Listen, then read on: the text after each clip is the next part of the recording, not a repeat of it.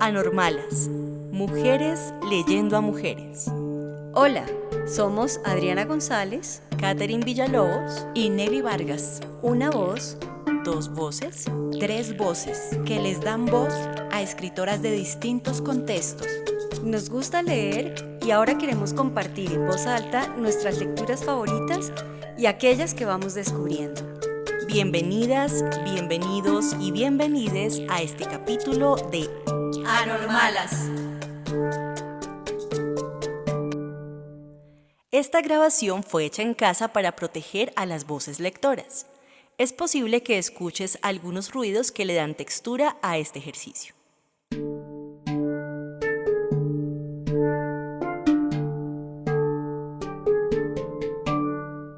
Hoy leeremos a Ángeles Mastretta, escritora y periodista mexicana, nacida en Puebla. Su obra narrativa destaca por una sucesiva contextualización del pensamiento feminista mexicano de los años 70 y 80. Sus novelas y cuentos exponen una posición liberadora de la mujer oprimida que logra tener control de su destino.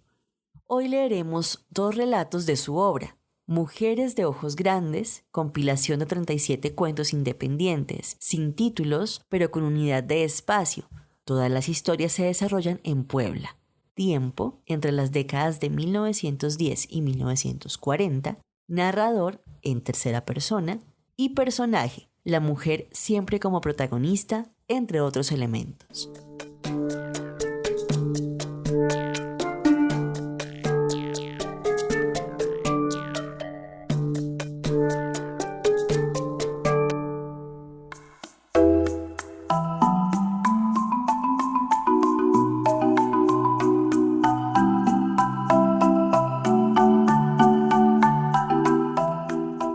No era bonita la tía Cristina Martínez, pero algo tenía en sus piernas flacas y su voz atropellada que la hacía interesante. Por desgracia, los hombres de Puebla no andaban buscando mujeres interesantes para casarse con ellas y la tía Cristina cumplió 20 años sin que nadie le hubiera propuesto ni siquiera un noviazgo de buen nivel. Cuando cumplió 21, sus 4 hermanas estaban casadas para bien o para mal, y ella pasaba el día entero con la humillación de estarse quedando para vestir santos. En poco tiempo, su sobrino la llamaría enquedada, y ella no estaba segura de poder soportar ese golpe.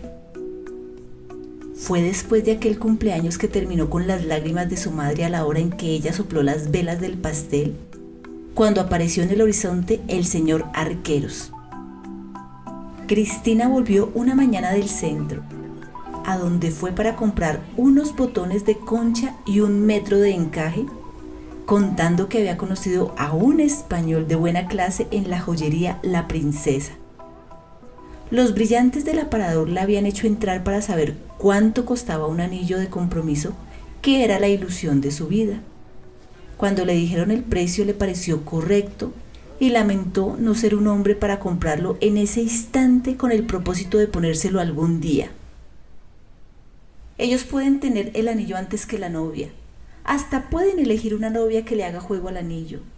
En cambio, nosotras solo tenemos que esperar. Hay quienes esperan toda su vida y quienes cargan para siempre con un anillo que les disgusta. ¿No crees?, le preguntó a su madre durante la comida. Ya no te pelees con los hombres, Cristina, dijo su madre. ¿Quién va a ver por ti cuando me muera? Yo, mamá, no te preocupes, yo voy a ver por mí.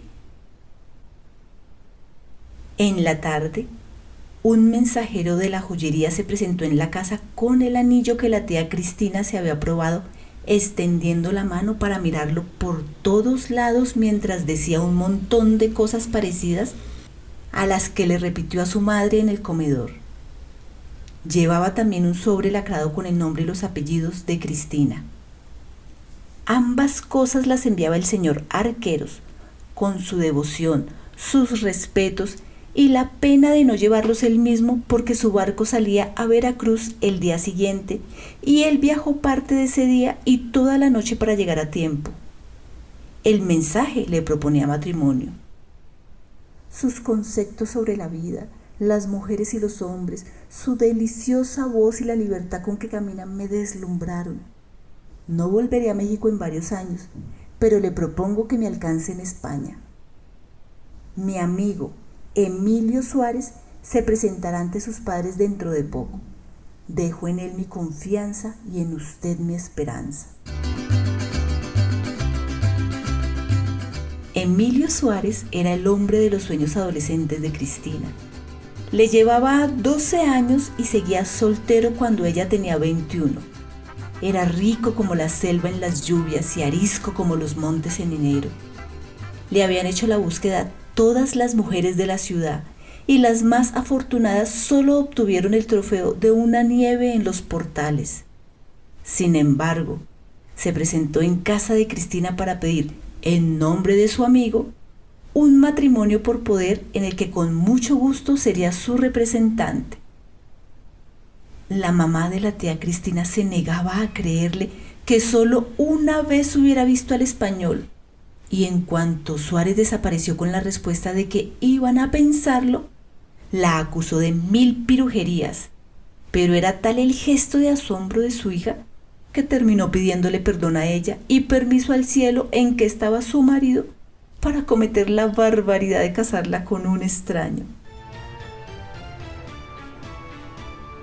Cuando salió de la angustia propia de las sorpresas, la tía Cristina miró su anillo y empezó a llorar por sus hermanas, por su madre, por sus amigas, por su barrio, por la catedral, por el zócalo, por los volcanes, por el cielo, por el mole, por las chalupas, por el himno nacional, por la carretera México, por Cholula, por Coetzalán, por los aromados huesos de su papá, por las cazuelas, por los chocolates rasposos, por la música, por el olor de las tortillas, por el río San Francisco, por el rancho de su amiga Elena y los potreros de su tío Abelardo, por la luna de octubre y la de marzo, por el sol de febrero, por su arrogante soltería, por Emilio Suárez, que en toda la vida de mirarla nunca oyó su voz ni se fijó en cómo carambas caminaba. Al día siguiente salió a la calle con la noticia y su anillo brillándole. 6 meses después se casó con el señor Arqueros frente a un cura, un notario y los ojos de Suárez. Hubo misa, banquete, baile y despedidas, todo con el mismo entusiasmo que si el novio estuviera de este lado del mar. Dicen que no se vio novia más radiante en mucho tiempo. 2 días después Cristina salió de Veracruz hacia el puerto donde el señor Arqueros, con toda su caballerosidad, la recogería para llevarla a vivir entre sus tías de Valladolid. De ahí mandó su primera carta diciendo cuánto extrañaba y cuán feliz era. Dedicaba poco espacio a describir el paisaje apretujado de casitas y sembradíos, pero le mandaba a su mamá la receta de una carne con vino tinto que era el platillo de la región, y a sus hermanas 2 poemas de un señor García Lorca que la habían vuelto al revés. La luna vino a la fragua con su polizón de nardos. El niño la mira, el niño la está mirando. Su marido resultó un hombre cuidadoso y trabajador, que vivía riéndose con el modo de hablar español y las historias de aparecidos de su mujer, con su ruborizarse cada vez que oía un coño y su terror porque ahí todo el mundo se cagaba en Dios por cualquier motivo y juraba por la hostia sin ningún miramiento. 1 año de cartas fue y vino antes de aquella en que la tía Cristina refirió a sus padres la muerte inesperada del señor Arqueros. Era una carta breve que parecía no tener sentimientos. Así de mal estará la pobre, dijo su hermana, la segunda, que sabía de sus veleidades sentimentales y sus desaforadas pasiones. Todos quedaron con la pena de su pena y esperando que en cuanto se recuperara de la conmoción, les escribiera con un poco más de claridad sobre su futuro. De eso hablaban un domingo después de la comida, cuando la vieron aparecer en la sala. Llevaba regalos para todos y los sobrinos no la soltaron hasta que terminó de repartirlos. Las piernas le habían engordado y las tenía subidas en unos tacones altísimos, negros como las medias, la falda, la blusa, el saco, el sombrero y el velo que no tuvo tiempo de quitarse de la cara. Cuando acabó la repartición, se lo arrancó junto con el sombrero y sonrió. «Pues ya regresé», dijo. Entonces fue la viuda de Arqueros.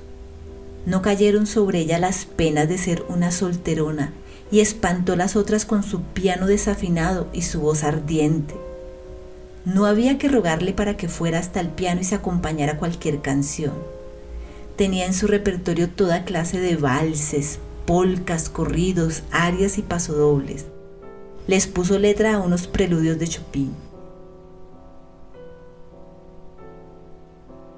Y les cantaba evocando romances que nunca se le conocieron.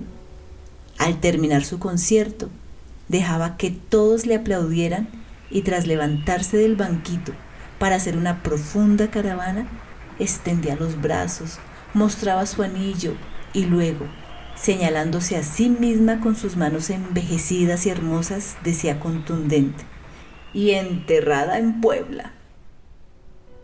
Cuentan las malas lenguas que el señor Arqueros no existió nunca, que Emilio Suárez dijo la única mentira de su vida, convencido por quién sabe cuál arte de la tía Cristina, y que el dinero que llamaba su herencia lo había sacado de un contrabando cargado en sus maletas del ajuar nupcial.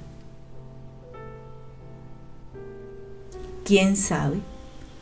Lo cierto es que Emilio Suárez y Cristina Martínez fueron amigos hasta el último de sus días, cosa que nadie les perdonó jamás, porque la amistad entre hombres y mujeres es un bien imperdonable.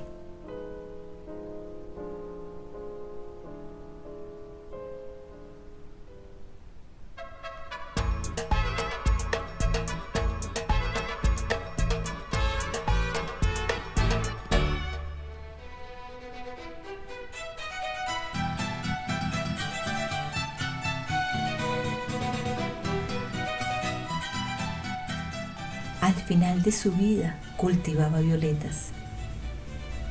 Tenía un cuarto luminoso que fue llenando de flores. Llegó a crecer las más extravagantes y le gustaba regalarlas para que todo el mundo tuviera en su casa el inquebrantable aroma de Concha Esparza. Murió rodeada de parientes sin consuelo, metida en su bata de seda azul brillante, con los labios pintados y un enorme disgusto porque la vida no quiso darle más de 85 años. Nadie sabe cómo no estaba cansada de vivir.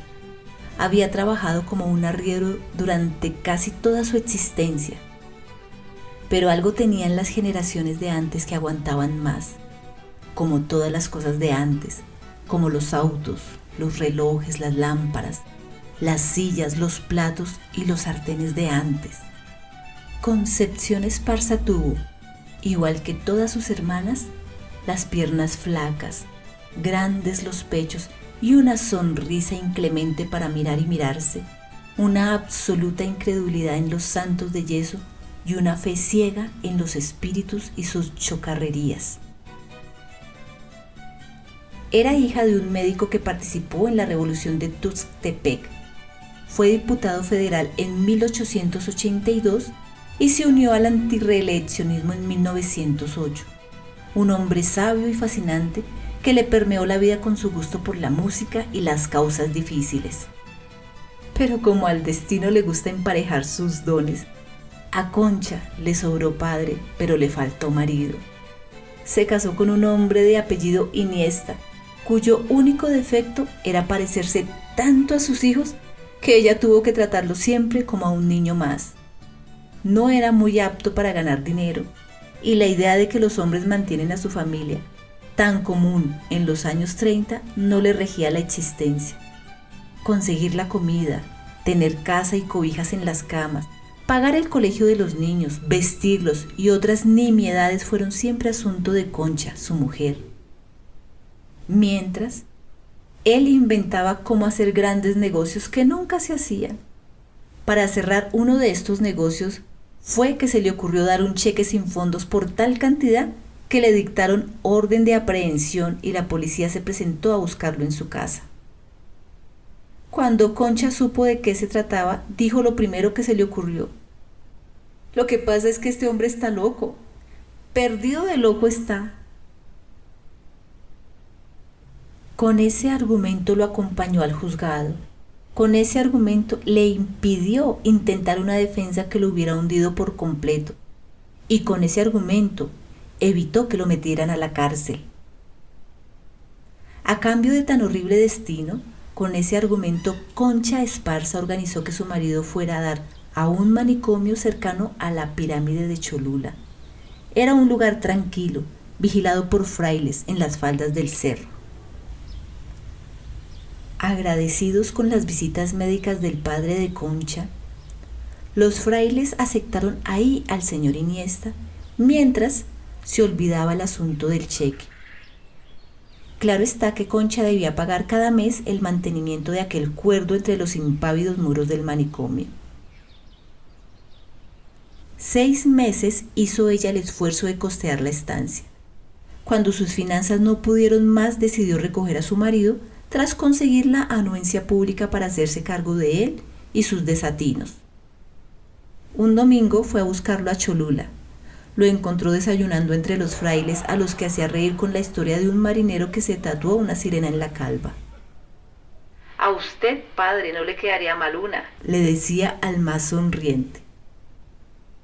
Mientras conversaba el señor Iniesta, vio acercarse a su mujer por el corredor que conducía al refectorio. Siguió hablando y riendo durante todo el tiempo que la tía Concha empleó en llegar hasta la mesa en que él y los frailes departían con ese regocijo infantil que solo tienen los hombres cuando se saben rodeados de hombres.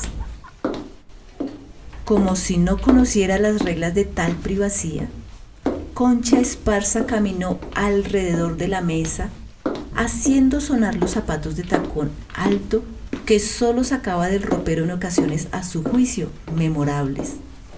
Cuando estuvo frente a su marido, saludó al grupo con una sonrisa. ¿Y tú qué andas haciendo por aquí? Le preguntó el señor Iniesta, más incómodo que sorprendido. Vine a recogerte, le respondió la tía Concha, hablándole como se les habla a los niños a la hora de recogerlos en la escuela, jugando a entregarles el tesoro de su libertad a cambio de un abrazo. ¿Por qué? Dijo Iniesta mortificado. Aquí estoy seguro. No conviene que salga de aquí. Además, la paso bien. Se respira un aire de jardines y paz que le va de maravilla a mi espíritu. ¿Qué? Preguntó Concha Esparza. Lo que te digo. De momento no estoy mal aquí. No te preocupes. Tengo buena amistad con los cuerdos y no la llevo mal con los locos. Algunos tienen ratos de excepcional inspiración. Otros son excelentes interlocutores. Me está cayendo bien el descanso porque en este lugar hasta los que gritan hacen menos ruido que tus hijos. Dijo como si él no tuviera nada que ver con la existencia de tales hijos. Iniesta, ¿qué voy a hacer contigo?, le preguntó al aire Concha Esparza. Después dio la vuelta y caminó hasta la reja de salida.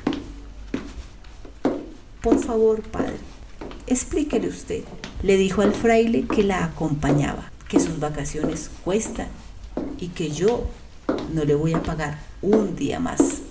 ¿Adivinar qué le habrá explicado el padre aquel al señor Iniesta?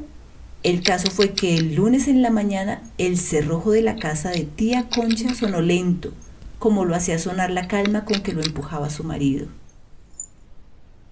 Ya vine, madre, dijo Iniesta con una tristeza de velorio. Qué bueno, hijo, le contestó su mujer sin mostrar asombro. Te está esperando el señor Benítez. Para proponerme un negocio, dijo él y recuperó la viveza de su voz. Verás qué negocio, Concha. Ahora vas a ver. Así era ese hombre, comentaba la tía muchos años después. Toda la vida fue así. Para entonces, ya la casa de huéspedes de la tía Concha había sido un éxito y le había dejado los ahorros con los que puso un restaurante que después le dejó tiempo para comerciar con bienes raíces y hasta le dio la oportunidad de comprarse un terreno en Polanco y otro en Acapulco. Cuando sus hijos crecieron y tras la muerte del señor Iniesta, ella aprendió a pintar las olas de la quebrada y a comunicarse con el espíritu de su padre. Poca gente ha sido tan feliz como ella entonces. Por eso la enojó tanto la vida, yéndose cuando apenas empezaba a gozarla.